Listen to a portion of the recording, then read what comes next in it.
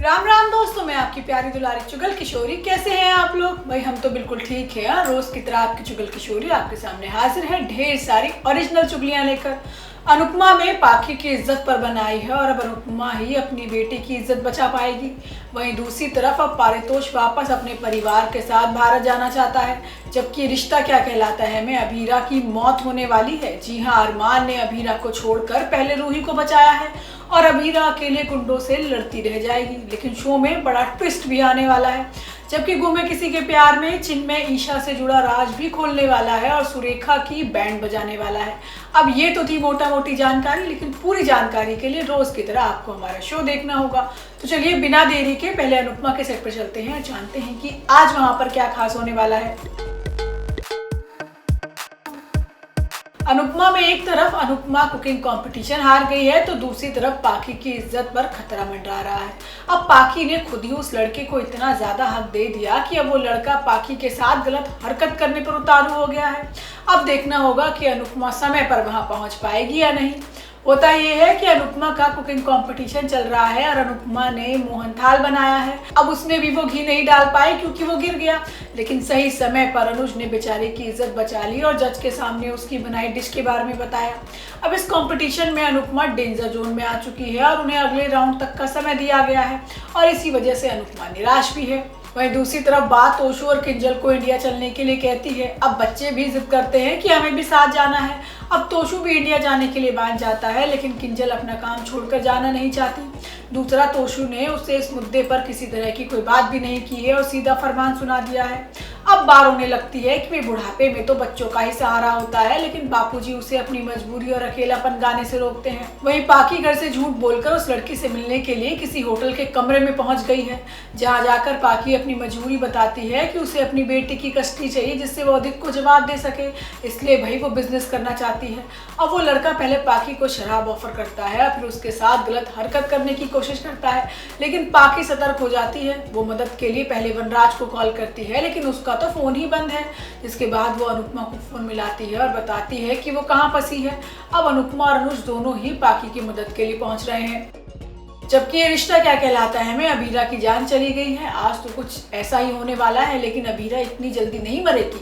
अब मर जाएगी तो सीरियल में मजा कैसा। वहीं अभीरा वैसे भी शेरनी है और वो हर परेशानी से खुद अकेले लड़ सकती है, लेकिन ये बात अरमान को कहाँ पता है। उसे तो लग रहा है कि उसने अभीरा को खो दिया है। अब बेचारा फूट फूट कर रो रहा है। आज होता ये है कि अभीरा तलाक के पेपर देखकर नाराज है कि अरमान उससे छुटकारा पाना चाहता है और सबके सामने वादा निभाने की बात करता है।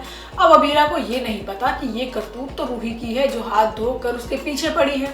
अरमान चाहकर भी ये नहीं बता सकता कि पेपर तो रूही लेकर आई है और वो भी क्यों।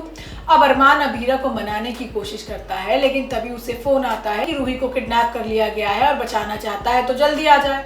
अब अरमान जैसे ही रूही को बचाने के लिए जाता है तो फिर एक और फोन आता है कि गुंडों ने अभीरा को किडनैप कर लिया है। अब वो गुंडा धमकी देता है कि दोनों की जान खतरे में है, लेकिन वो किसी एक को ही बचा पाएगा। अब अरमान को समझ नहीं आता कि भाई वो किसको बचाए। अब फोन पर अभीरा अरमान से कहती है कि वो रूही को बचाए क्योंकि उसके बिना उसका परिवार नहीं रह पाएगा। अब वो तो वैसे भी अनाथ है, तो मर जाएगी तो किसको क्या फर्क पड़ेगा। अब अरमान अभीरा की बात नहीं मानता, लेकिन वो उसे विद्या की कसम दे देती है। अब मजबूरन अरमान को रूही के पास जाना पड़ता है। वहीं दूसरी तरफ दादीसा की सांस अटकी है क्योंकि बच्चों की जान खतरे में है। अब ये सब जो हो रहा है ना, वो दादीसा का कोई पिछला दुश्मन ही है जो ये सब करवा रहा है। अब दादीसा को ये बात पता है, लेकिन वो कुछ कर नहीं पा रही क्योंकि कोई पिछला राज ऐसा है जो सबके सामने नहीं आने देना चाहती। वहीं अरमान ने गुंडों को पीटकर रूही को बचा लिया है, लेकिन अभीरा के पास पहुंचने में देरी हो गई है। जहां अभीरा को रखा गया वहां पर तो आग लग चुकी है और अभीरा का कुछ भी नहीं पता। अब अरमान को लग रहा है कि उसने शायद अभीरा को खो दिया है। शायद अब जाकर अरमान को अभीरा से प्यार का एहसास होगा। वहीं गुमे किसी के प्यार से सभी से सारा फोकस हट चुका है और अब चिन्मय ही चिन्मय दिख रहा है। अब सुरेखा चिन्मय के लिए तड़प रही है, लेकिन यशवंत उससे खार खाए बैठा है। अब चिन्मय ईशान को अपना दुश्मन मानता है, जबकि बेचारी शिखा आज भी अपने पति का इंतजार कर रही है। लेकिन इन सब के बीच सभी ही चिन्मय के राज से पर्दा उठाएगी कि वो ऐसा क्यों कर रहा है। अब ये सारा खेल ईशान से जुड़ा हुआ है। ईशान के सामने भी ये सब जल्द आ जाएगा कि सुरेखा ने ही उसकी माँ यानी ईशा को घर से निकाला था। आज होता ये है कि चिन्मय और सवी की बहस होती है। चिन्मय सवी से बदतमीजी करता है लेकिन सवी बराबर जवाब देती है। अब ईशान भड़क जाता है और कहता है कि मेरी पत्नी और परिवार से बदतमीजी बर्दाश्त नहीं करेगा। यशवंत भी चिन्मय पर चिल्लाता है और उसे नौकर के कमरे में जगह देता है। अब सुरेखा का कलेजा मुंह को आ जाता है। इकलौता बेटा है, नौकर के साथ कैसे रह सकता है, वो भी एक ही कमरे में। वो उसके सामने गिड़गिड़ाती है और साथ चलने के लिए कहती है, लेकिन चिन्मय साफ मना कर देता है और कहता है कि जैसे पहले ईशान के लिए आवाज उठाई थी वैसे मेरे लिए भी उठा लेती, अब कोई फायदा नहीं। वहीं दूसरी तरफ शिखा बताती है कि चिन्मय पहले कभी ऐसा नहीं था, वो उसे बहुत प्यार करता था लेकिन अब वो ऐसा हो गया है। अब सभी पता लगाने की कोशिश करती है कि भाई इसके पीछे की वजह क्या है। तो दोस्तों ये तो थी आज के तीनों सीरियल की पूरी जानकारी। आपको हमारा शो कैसा लगा हमें लाइक कमेंट करके जरूर बताइएगा और अगर आपने हमारे चैनल को सब्सक्राइब नहीं किया है तो याद से वो भी कर लीजिएगा। हम आपसे फिर मिलने आएंगे इसी समय पर नई जानकारी के साथ। राम राम।